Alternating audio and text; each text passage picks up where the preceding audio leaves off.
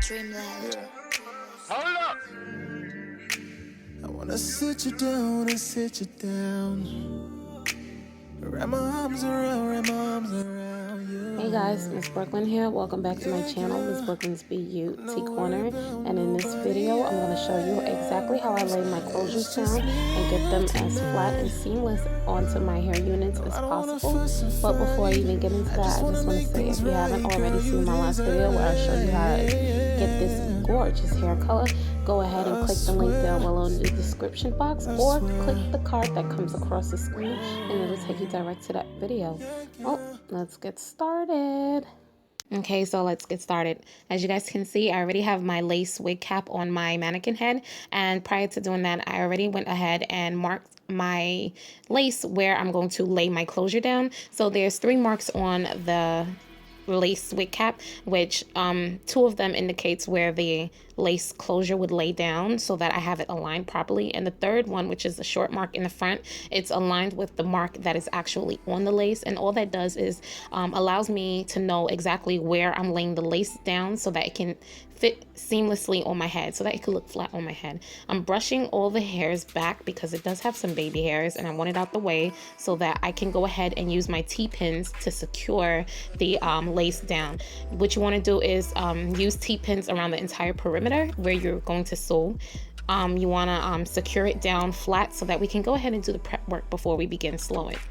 You want to pull it kind of taut. You don't want it tight, but you do want it taut because you don't want any space between the lace.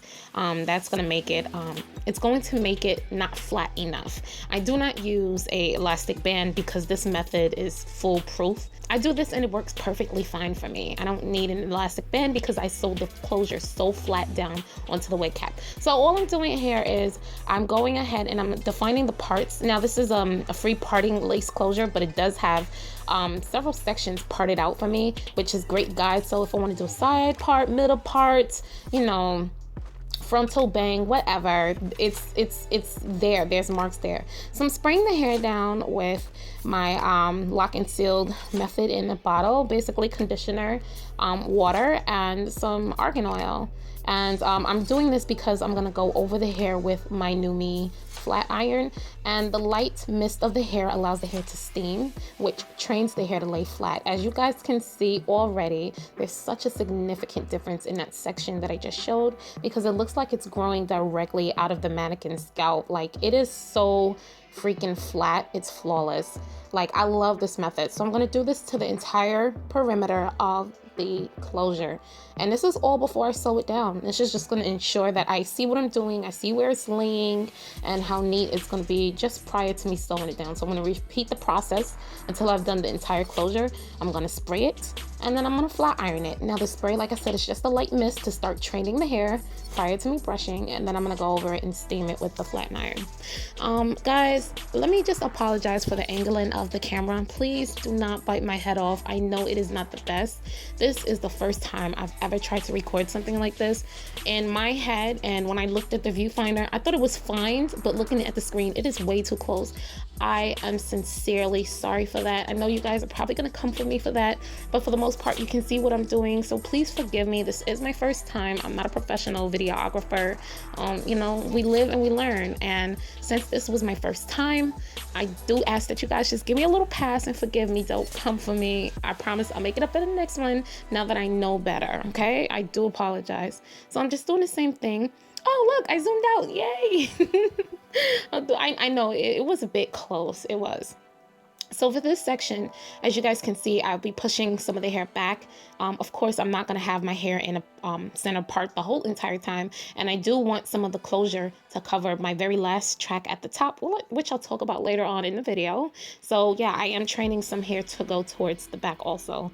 I'm just defining the center. I'm defining the hair, making sure it's flat, making sure everything is seamless, because you want it as flat as possible. Like, you definitely don't want any bulkiness. So I'm just going over it several times. As you guys can see, one side is flatter than the other. Like, you definitely already can see such a difference in the hair. And can I just talk about that sheen? Oh, again, if I didn't mention it, this is my Peerless Virgin hair. If you haven't seen the last 2 videos posted, this is Peerless Virgin hair. I show you guys how to get the color and everything. So yeah, just continuing the same process. I did want to mention this was the first time I've actually used a lace wig cap to do my wigs.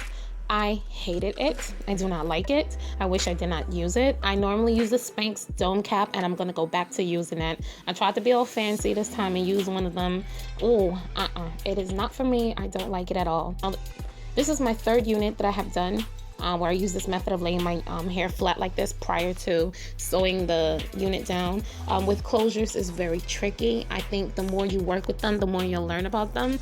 I do have to say, I did pick this method up from Thomas Adriana. She was the one that showed about laying closures flat. I picked up the method of steaming it and prepping, the prep work, and what I've done is I took that method to make it my own and to make it work for my head and for what I'm trying to do. So, you know, I definitely can't take credit for that. I did watch one of her tutorials on doing this, and you know, I worked with it and just made it my own and tweaked it for what it does for me. So I'm all done. As you can see, the closure is laying perfectly flat. I'm loving how it's looking, so I'm going to go ahead and begin sewing. Now again, with my closure being laid down taut, as you guys can see, there's a gap there. It's not flat enough for me, so I'm gonna move my T-pin. I'm gonna adjust it, and once I adjust it, you're gonna see in about a few seconds how flat it is. There's no space between the lace and the actual lace wig cap. That's how it should lay down, because that is how you want to sew it. That way it is so flat that it seems like it's growing out of your scalp. Like, I'm telling you, with this right here, you don't need the elastic band. I find that elastic band hurts sometimes. So once I started doing this method, forget it. It was A1 for me. I don't need the elastic band. I like this method better. And yeah, again, my wig caps, I always adjust them and measure them to fit my head only. Like, no one else could put this on unless you have my head shape, the size and everything. You cannot fit my wigs because they are specifically catered to my head so that it lays flat and it looks like it's growing out of my head.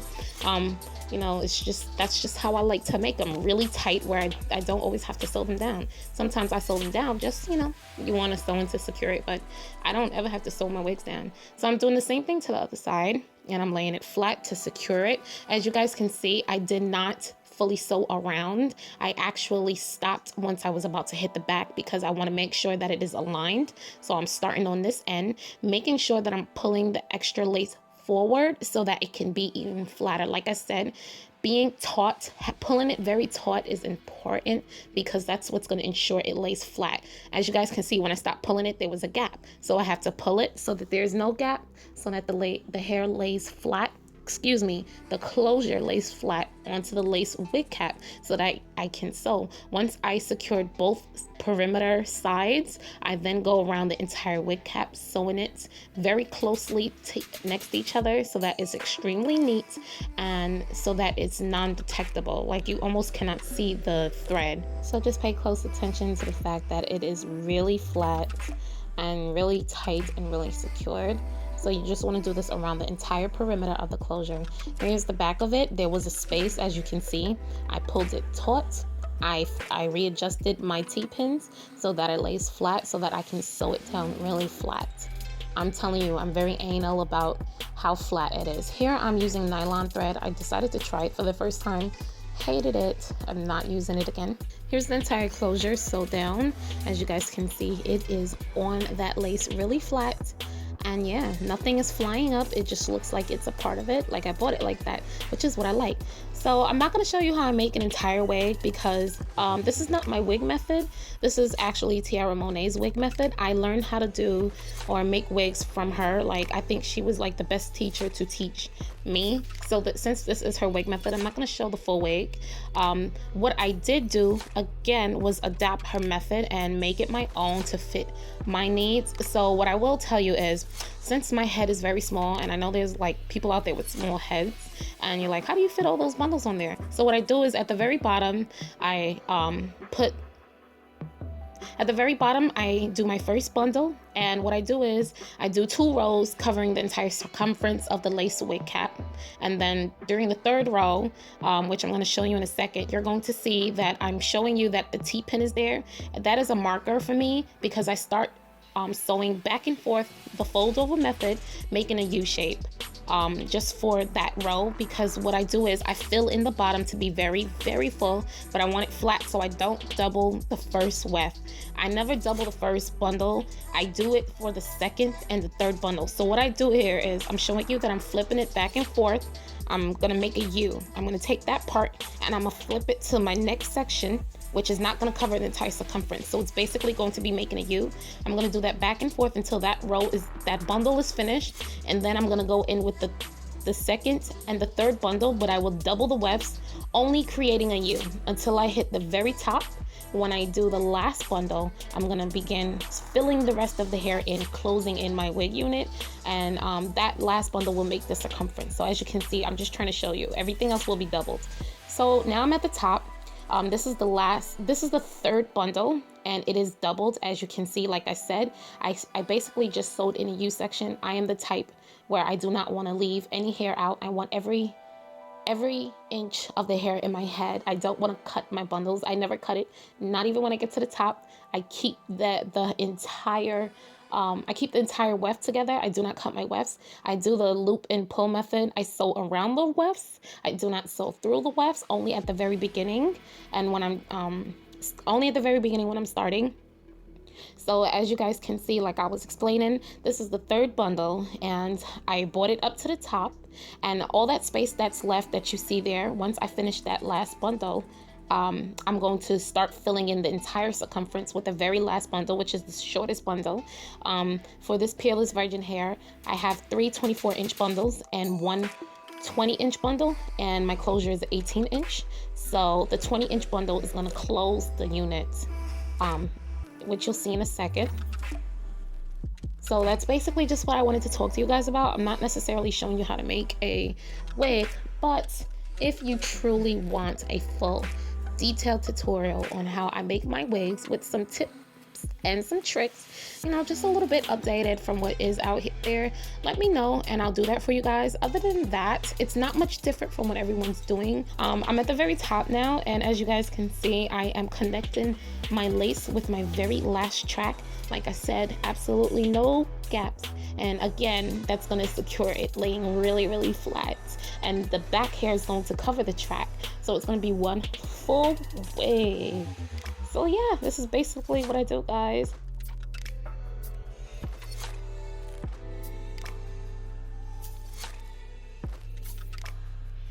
Okay, so I'm all done. Now I'm just spraying the hair because I knew that I wanted a center part. So I'm just spraying it down, defining it, and, you know, getting the new hair that I just added to lay flat. As you guys can see, my unit is so full, and that's what I wanted. Oh my gosh, it is so full. So I'm just gonna quickly run a little heat through it, and I'm not being precise or anything. I just want to see where my parting is gonna be for my center.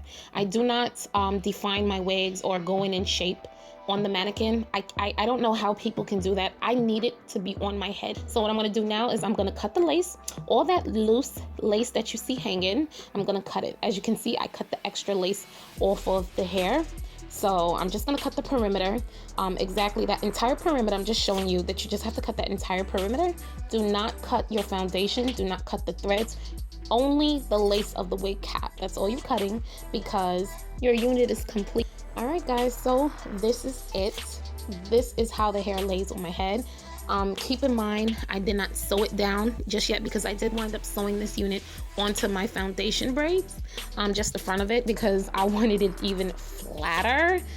So yeah, I did wind up sewing the foundation braids down, but this is it.